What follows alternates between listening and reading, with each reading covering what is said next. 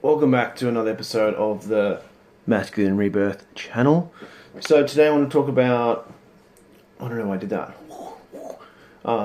objectivity versus subjectivity, and how we need to find the sort of middle path or have it both equally experienced in life. And I'm going to use for me, the experience of relationships, being a husband and a father. For me, it's a good place to use those relationships in applying this. So objectivity is like facts. We're looking at things factually, we're sort of zooming out, not attached to what is happening, and we're objectively looking at the truth of what is directly occurring in our life.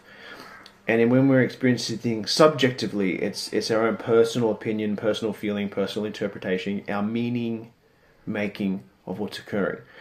Now, if we get stuck in subjectivity with another person's subjectivity, it's usually a battle of me versus you. It's just an absolute me versus you. It's not about invalidating the subjectivity, your own personal feelings and your personal interpretation and personal meaning, but sometimes that is distorted and twisted to be favored towards yourself, and it's not the complete truth of what is occurring. So this is why you need to bring objectivity to balance the scales. So it's kind of bringing in what's truly occurring in your life, so looking at it objectively and okay, well, that's a bit bent and distorted. I've kind of kinked that a little bit. I kinked the interpretation of what's happening due to my own feelings, and sometimes past data or past experiences and upset can actually distort and screw up the subjective truth that we can't enter into objective truth. So say in the context of being in a relationship with man and woman, is if we cannot step into objective truth or what's factually occurring, like the direct experiences of what's true and what's real and what's good, and we're stuck in our own upset about what he did or she did, we'll try and bring it into our side and make the other person believe us. Where it's like, that's obviously highly immature for one thing, but it also doesn't create a shared reality. It doesn't create mutual understanding. It doesn't create a middle path.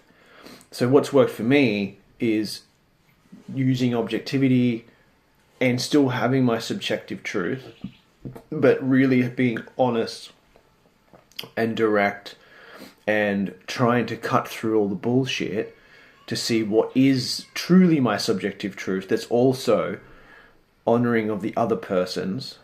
It's all about finding the middle path, I believe. What's the middle way? Say if we're living in a non-duality reality, but then there's duality.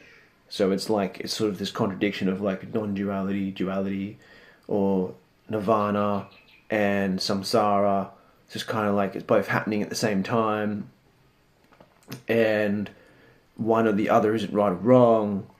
It's just occurring at the same time. So it's just how can we be objective and subjective? And this has supported me in moving through layers within my relationship, is not to get stuck in one of just objective truth and then invalidating the subjective experience, or vice versa, just being subjective, which is just me, personal, and the other side, objective, is getting disregarded or invalidated. So in your relationship, or wherever it is in life, see where you might be resting. Are you more subjective, personal opinion, personal feelings, personal interpretation, your own personal meaning making of a situation and circumstance? Or are you looking at it just factually, objectively? Now, you could say one is more feminine and one subjective could be more feminine, and objective could be more masculine. You could even look at it from that lens, but still, you need to find the balance within it all.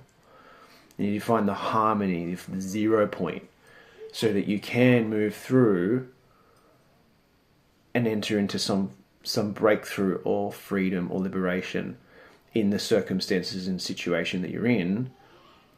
So how can you better apply this sort of concept of resting in objective truth, so looking at things objectively without invalidating the personal feelings, opinions, and interpretation of both yourself and another or whoever's involved.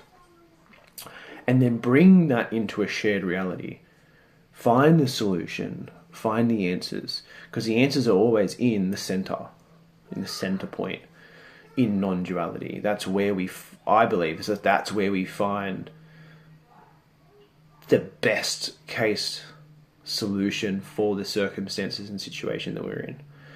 Is the middle path will always guide us back through and out. So I hope that helps you in your journey. Objective versus subjective truth. Try and find the middle path. So lots of love.